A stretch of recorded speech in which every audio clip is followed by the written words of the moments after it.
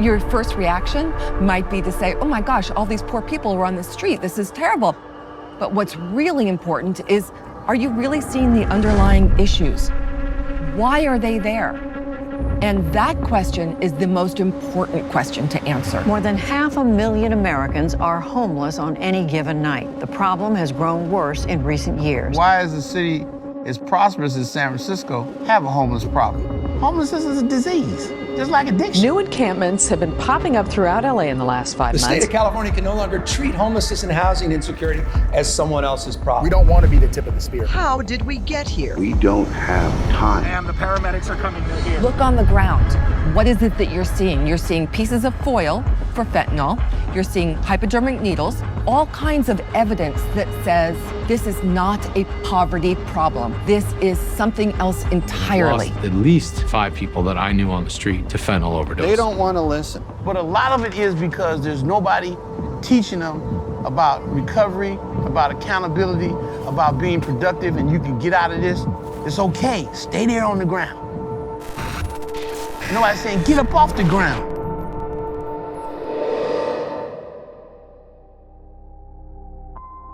Nowhere is the homeless crisis more apparent than San Francisco.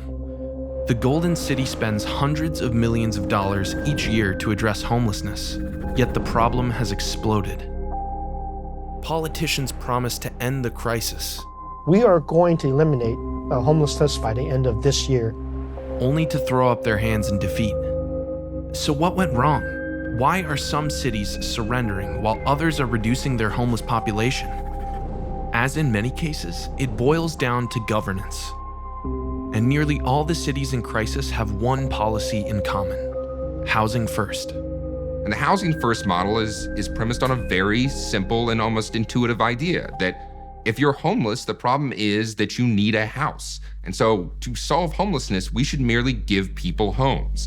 And now, this policy is being pushed from the top down.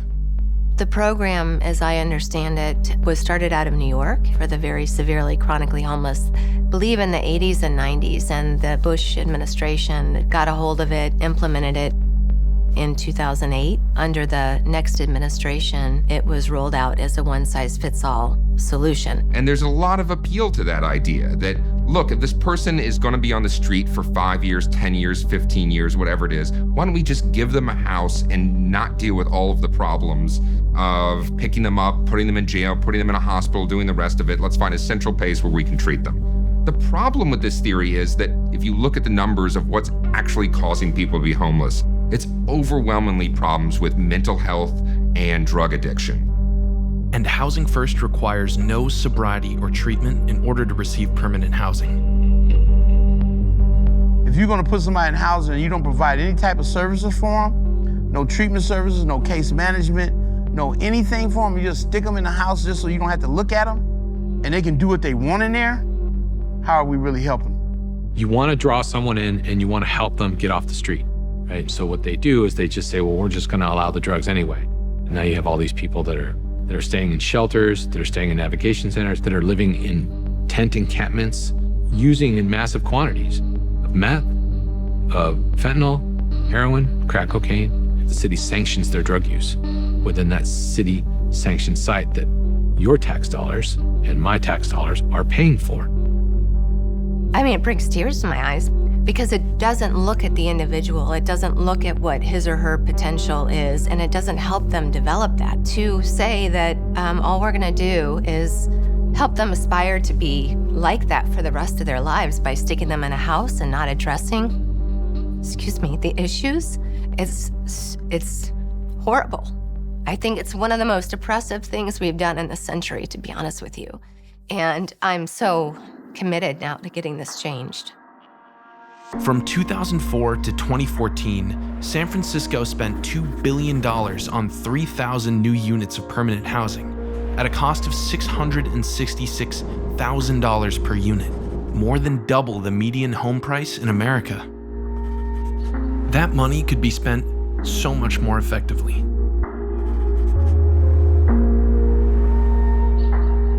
It's shocking to me how little innovation we have because everything is permanent supportive housing or bust, and everything else in between is just keeping you alive until you get there. The problem is that half the people on the street aren't going to be alive to realize that housing. Los Angeles felt the impact of Housing First immediately. Reverend Andy Bales from the Union Rescue Mission says he saw it coming in 2014 when the national thought process on homelessness shifted towards a Housing First model. He says he saw donations to the missions on Skid Row plummet. We had foundations that used to give us $1 million shift to Housing First only. We had another foundation that shifted that gave us $750,000. And only now is his intuition providing proof. This study, released this week from the Federal Department of Housing and Urban Development, showing since the recovery services decreased, homelessness went up more than 15% nationwide. Compounding the problem, cities like Austin, Texas have legalized street camping. Addicts poured out of shelters and treatment, back to where drugs, alcohol, and crime abound. In Austin, homeless deaths rose by 25% in a matter of months. The number that should absolutely horrify Americans is that in LA, you have about 3 individuals die on the streets a day. If you look at this relative to the whole homeless community in LA, this means that they have death rates higher than soldiers that we sent off to Iraq or Afghanistan. First of all, it's no place to live, right? You living in a tent or in a doorway, it is so substandard, right, for anybody. This is not a way for a human in this year to ever live. There's no infrastructure for it. Where's the toilet? Where's the sanitation? Where's the ability to even get help when you're sick, right? It's not there. In May of 2021, Austin residents voted to reinstate the city's camping ban.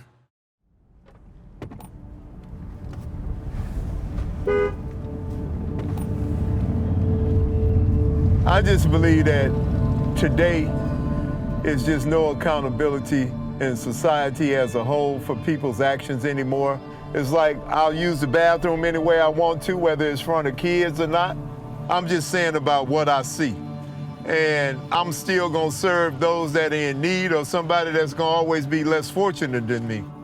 We've worked with programs that when they first started, like taking people off of the street, housing programs, people would live in houses and live in rooms and still like they were living on the street. They wouldn't sleep in the bed. Everything was close to them. Paranoia set in. They didn't trust anybody being in there. They didn't even know how to live inside. Are we providing housing for homeless people so they can get off the street so we don't have to look at them? Are we providing them housing so they can be able to sustain themselves and be able to live?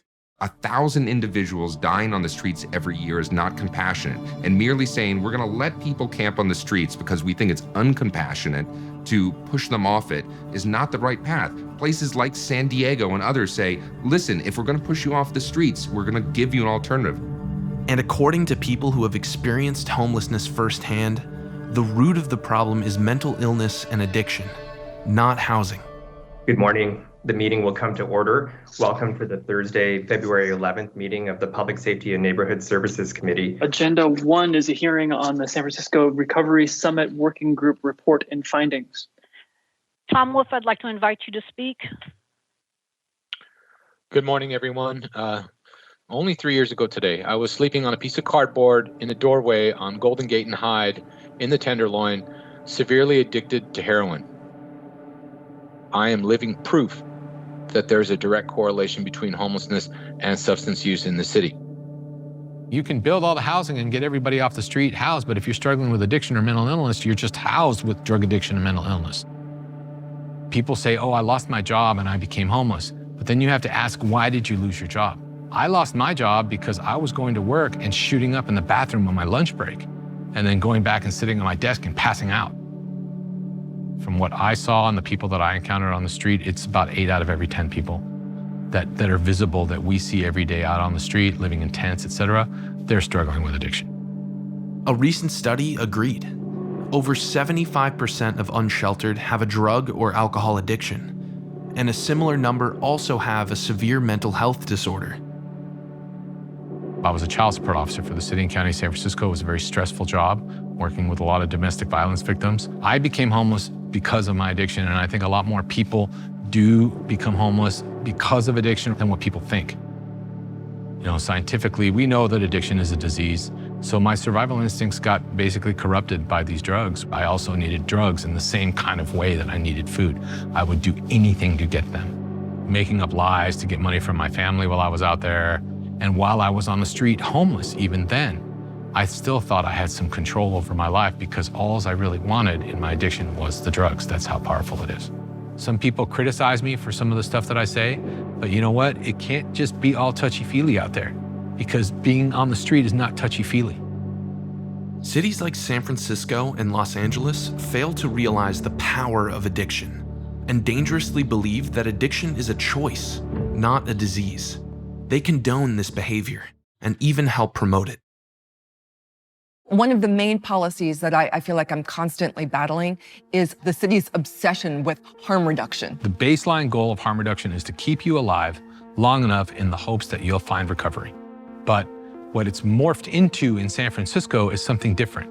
It's really blurring the lines between harm reduction and then drug promotion at the same time. How this is playing out on our streets is that instead of encouraging treatment, what we say, just keep on going. Every program that has a program has to have a harm reduction policy within it. One of those requirements that's listed really down at the bottom and buried in there is that you need to have clean drug paraphernalia available at all times for the residents of your drug rehab. They'll hand out a pamphlet saying, here are some safe ways for you to use fentanyl so you don't overdose. Make sure you use a clean needle, make sure you clean the area that you're going to inject, make sure you register it before you inject the needle inside your vein. And then at the end of all that, it'll say, enjoy your high. Here I am trying to kick heroin, man. And I'm in the drug rehab and I walk by the table every day with syringes and cookers and foil and straws looking right at me and pipes. And you wonder why nobody's getting clean. You make it easier to get high and so hard to get treatment in San Francisco that it hurts. And it's literally killing people. In 2019, the city saw a 70% increase over 2018 in overdose deaths. And during the pandemic, San Francisco went so far as to deliver free drugs and alcohol to homeless staying in hotel rooms that the city paid for. What happens when a city plays drug dealer? In 2020, the death rate among San Francisco homeless doubled. Many of these lives could have been saved. We know how to fix this problem. And the good news is that leaders across the country are doing just that. Homelessness is not an issue in California, it is the issue. When I first took office, it quickly became clear to me that the search for consensus on the perfect thing to do was turning into non-action, not just here in the city, but up and down the entire state of California. I knew we had to do things differently. Allowing somebody to live on a sidewalk in our city streets is condemning them to die on the street. That was unacceptable. I do not allow tent encampments in San Diego on our sidewalks anymore. Every individual has a right to shelter. But if we provide that shelter, you have an obligation to use it. So I started a series of new bridge shelters in San Diego. It's a bridge between living on the street and being able to stand on your own 2 feet in that place on your own. I don't want you off the street for a night or for a week, but we want to help provide a safe, clean, sanitary, and supportive environment to get you off the streets for good. If you've got a need, you're willing to work together, we can fix things 90% of the time. Before we had the bridge shelters, people had no choice. And that's why the judges, they wouldn't enforce the policy because there was no alternative to being homeless, because there was no place to start the process to get off the street. Everybody drank the Housing First Kool-Aid, which I knew. There was a city council meeting and they said, we're not gonna do shelters anymore because we're gonna do Housing First. And I said, on camera with all the news agents outside, this is gonna be a disaster. Because now people don't have any place to go to wait for that housing that may or may not ever come. Look at the billions and billions and billions of dollars being wasted right now in communities like Seattle, Portland, LA, San Francisco, San Jose, billions of dollars by allowing people to kill themselves publicly. Where you could take that same money and invest in people on the street and say, you're better than this. Bridge shelters are so much more than a shelter. Housing navigation, how do we match you with resources to get that apartment of your own? Dealing with mental health and substance abuse issues, dealing with job training issues, bringing all of those services underneath one location. One of the changes that I made was establish a series of storage centers for personal belongings, free of charge. It has allowed our streets to be much cleaner. Again, it was the right thing to do by changing that dynamic, providing the incentive to do the right thing, but also the consequences if you do the wrong thing. I'm proud that we're the only urban county in California where homelessness has gone down the last 2 years. And there's nothing more I like than to interact with somebody who maybe was a skeptic of what we were doing in terms of putting up a bridge shelter or the help and support that we're given. They come back to me and say, Mr. Mayor, you know what? This worked out pretty well. San Diego reduced its unsheltered homeless population by more than 20% in recent years. What does San Diego understand that its neighbors don't? That compassion must work with accountability, and that by banning street camping, we can incentivize people to seek better opportunities. Back to the old days where you would have tent encampments, that was not helpful to the individuals, obviously, that were living on the streets. It's not helpful for your neighborhoods, for your business. That's the wrong approach. That's the failed status quo approach. If I was on the street and you'd come up to me when I was sitting there hitting my heroin on my foil and they said, hey, if you said, hey, Tom, you want to go to rehab? Do you have a drug problem? My answer to you would have been, what drug problem? I'm just chilling out here, man. That's what most people say. I agree with Mayor Faulconer on the issue of street camping in that so long as we have a shelter bed that we can offer them, they should be obligated to take that shelter bed, at least for a day or two, right? To just try it, what it's like getting off the street. In Austin, some individuals are taking action into their own hands. And Alan Graham believes there's a better approach. We believe very powerfully that government should only play a subsidiary role to you and I in mitigating these profound human needs that our society explores. What we want to do is encourage people to move out of that transactional mentality that we're going to go build, $600 billion worth of housing over here, and we're going to put people in there, and it's going to solve this housing problem. It's not.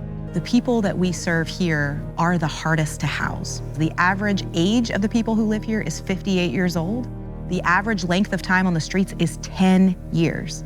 These are folks that genuinely, they never thought they would get off the streets. They were certain that they would be on the streets until they died. What we believe is that the forged family has to come around them, right? That it is all of us. And what happens in our culture today is that we've abdicated responsibility for that to the government, and we've said, City Hall, state government, federal government, this is your problem to solve. And it's not. It's a human problem. It's all of us. When you decide on one way, you're limiting innovation, and that's really what's happened. Community First, the movement, is an innovation. Lots of people thought that this model could never work. We continue to invest in relationship. We continue to show up for each other. And it turns out that community actually does work. Community First Village gives homeless individuals something Housing First policies can never: a family. People holding each other accountable, supporting each other.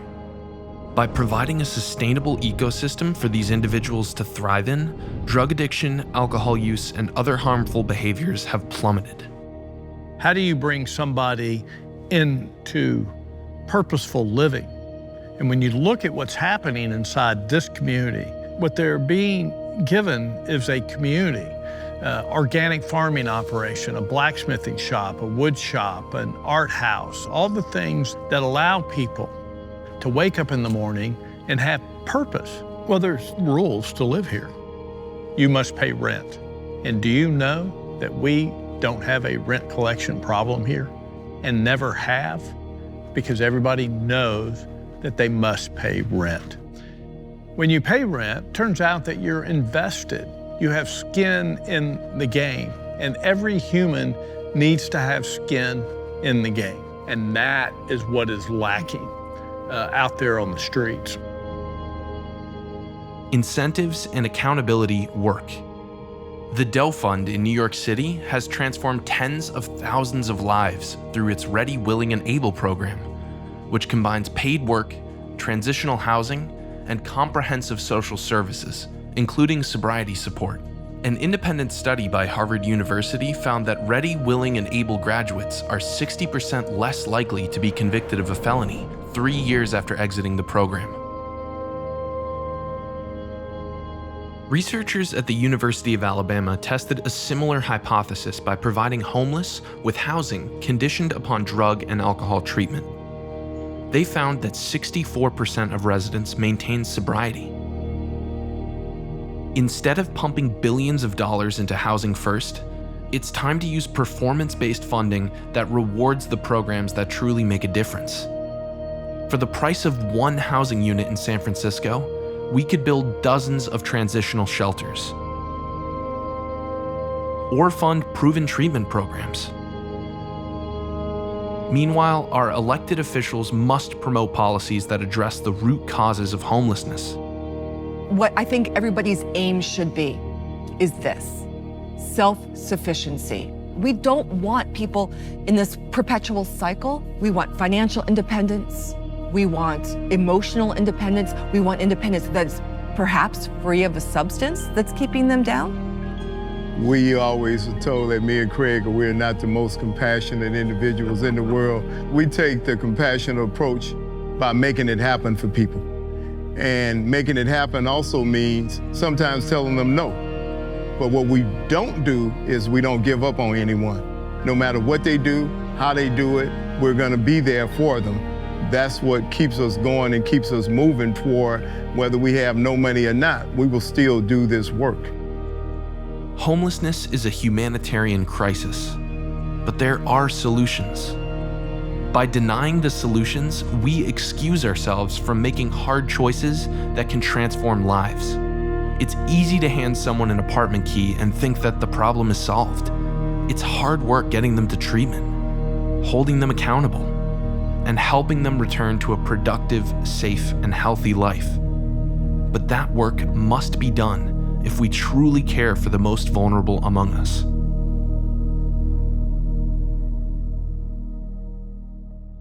Thank you for watching this video. PragerU is doing a survey on the homelessness problem. What do you think? Please click the link to take our survey. Thanks so much for your support.